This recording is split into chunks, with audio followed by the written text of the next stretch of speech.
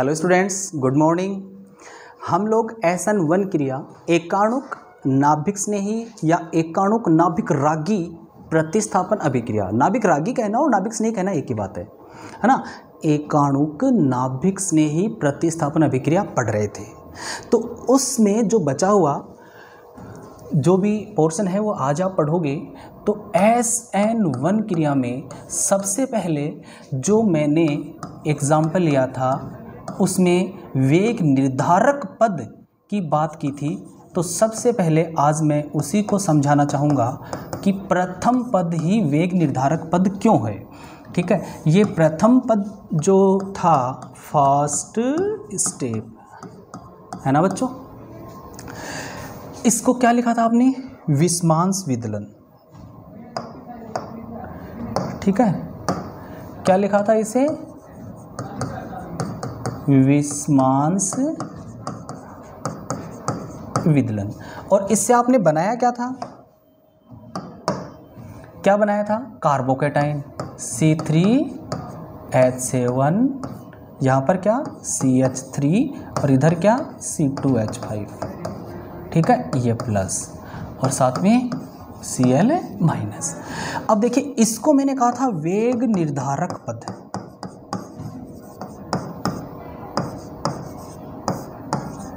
अब हमारा सवाल ये कि ये वेग निर्धारक पद क्यों है।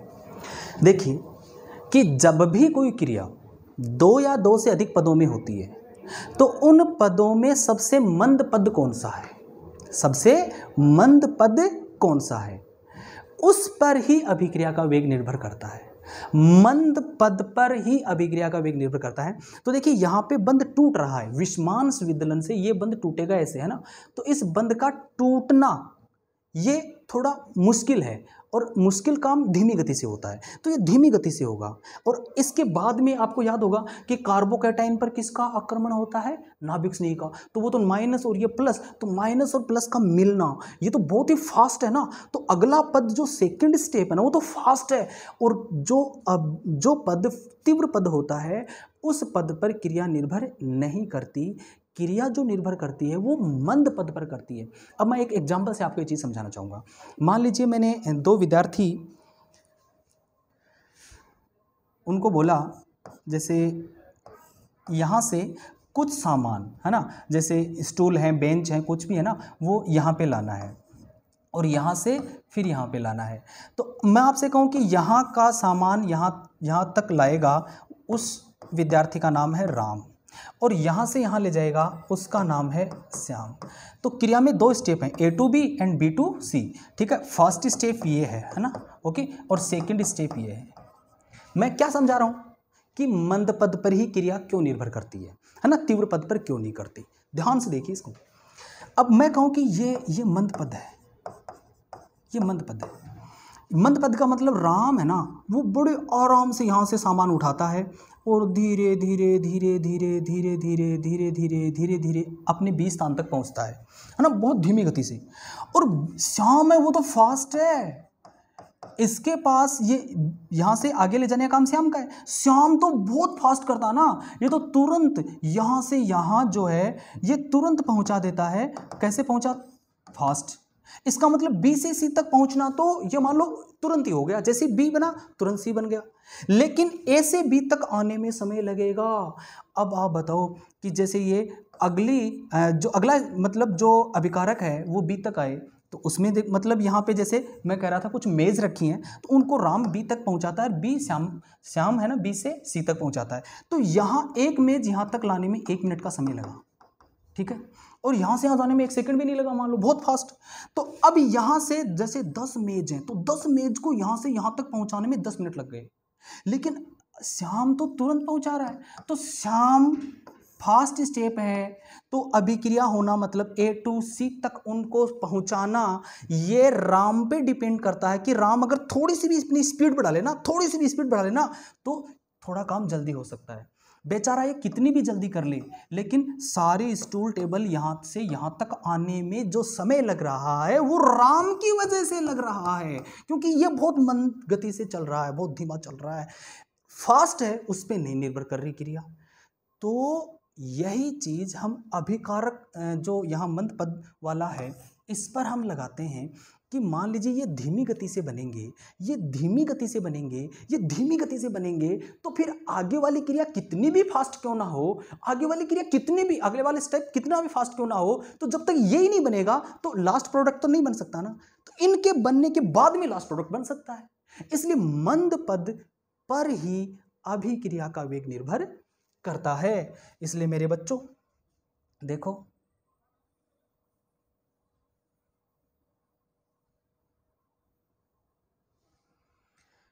मैंने कहा था मंद पद पर अभिक्रिया का वेग निर्भर करता है, तो उसको आप लोग याद रखना। अब एक बात और है कि मंद पद पर अभिक्रिया का वेग निर्भर करता है, तो आप ये भी देखो कि इस मंद पद में कितने अभिकारक यूज हो रहे हैं। आप कहोगे सर केवल एक, क्योंकि यहाँ से यहाँ ये एक ही तो है। कौन है बेटा ये? आरएक्स। नाभिक्स नहीं तो इससे आगे वाले में यूज होता है, जो दूसरा पद होता है। याद करो, दूसरे पद को हमने ऐसे लिखा था C3H7C, ये CH3, ये C2H5, ये प्लस। अब इसमें हमने नाभिक्स नहीं, जो OH माइनस है ये तो नाभिक्स नहीं है। अरे माइनस वाले तो नाभिक्स नहीं है ना। ये लो, तो मेरे प्यारे बच्चों ये नाभिक्स नहीं, दूसरे स्टेप में यूज हो रहा है। और दूसरे स्टेप पे तो अभिक्रिया निर्भर ही नहीं करती है। अभिक्रिया का वेग केवल प्रथम पद पे निर्भर करता है, क्योंकि वो मंद पद है, इसलिए उस पे निर्भर करता है। तो आप बताइए कि ये जो पूरी SN1 क्रिया मैं कहूँ कि एकाणुक नाभिक्स नहीं प्रतिस्थापन क्रिया है, वो कितने अभिकारक अणुओं पर निर्भर करती है, अर्थात कितने अभिकारकों की सांद्रता को परिवर्तित करने से अभिक्रिया का वेग परिवर्तित हो सकता है। तो मैं कहूँ वो केवल आरक्स है, ये आरक्स, क्योंकि मंद पद में यही यूज हो रहा है और क्रिया मंद पद पर ही निर्भर करती है। इसलिए कितने, संख्या पूछे, कितने अभिकारकों पर निर्भर कर रही है वेग अभिक्रिया? केवल एक। कौन सा है? आरक्स है। कितने अभिकारकों पर? एक। नाभिक्स ने पे नहीं कर रही है क्या? ना, नहीं कर रही है। क्यों नहीं कर रही है? क्योंकि नाभिक्स ने तो दूसरे पद में यानी कि फास्ट स्टेप में यूज हो रहा है, और फास्ट स्टेप पे क्रिया निर्भर नहीं करती है। इसलिए मेरे बच्चों इस क्रिया की कोटि कितनी हुई? जितने अभिकारकों की सांद्रताओं पर अभिक्रिया का वेग निर्भर करता है उतनी ही उसकी कोटि होती है। तो ये क्रिया कितने अभिकारकों की सांद्रताओं पर निर्भर कर रही है? एक। इसलिए कोटि कितनी होगी मेरे बच्चों? एक। तो याद रखना इस क्रिया की कोटि एक है। अब देखिए मध्यवर्ती अवस्था कौन सी बन रही है बेटा इसमें? मध्यवर्ती अवस्था कौन सी बन रही है?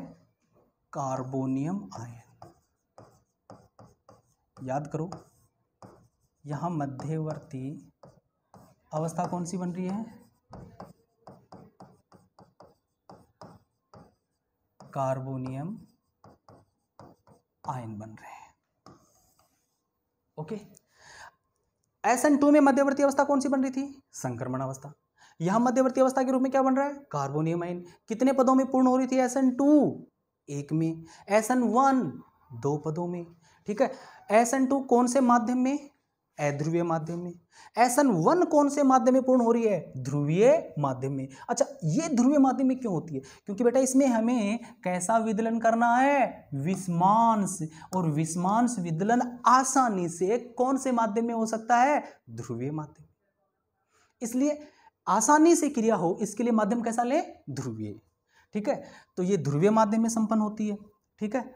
और मध्यवर्ती कार्बोनियम आयन इसमें बनते हैं। अब हम इसमें क्रियाशीलता का क्रम और देख लें एक बार।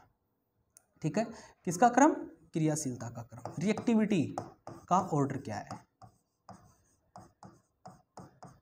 क्रियाशीलता का क्रम। अब आप सोचेंगे सर हम कैसे देखें? उसमें तो क्या देख रहे थे कि जिसमें त्रिविम बाधा जितनी कम होगी उतने फास्ट क्रियाशील होगा। तो इसमें त्रिविम बाधा वाला तो रोल कोई है ही नहीं ना। इसमें तो आक्रमण इधर से भी हो सकता है, इधर से भी हो सकता है। कार्बोकैटायन बन रहा है इसमें तो, है ना। इसमें तो मध्यवर्ती कार्बोनियम आयन बन रहा है। अच्छा, तो फिर हम क्रियाशीलता कैसे निकालें, कैसे डिसाइड करें? तो बेटे जी मैं आपको बता दूं कि इस मध्यवर्ती कार्बोनियम आयन के स्थायित्व के आधार पर, किसके? कार्बोनियम आयन के स्थायित्व के आधार पर जो कार्बोनियम आयन जितना ज़्यादा स्थायी होगा वो कार्बोनियम आयन उतना ही फास्ट बनेगा।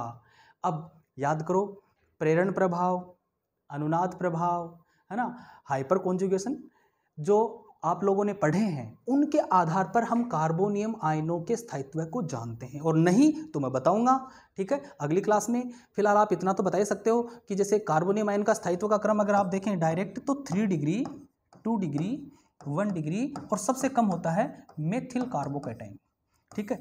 तो इनके स्थायित्व के आधार पर अगर हम क्रियाशीलता का क्रम निकालें तो सबसे फास्ट क्रियाशील कौन होगा?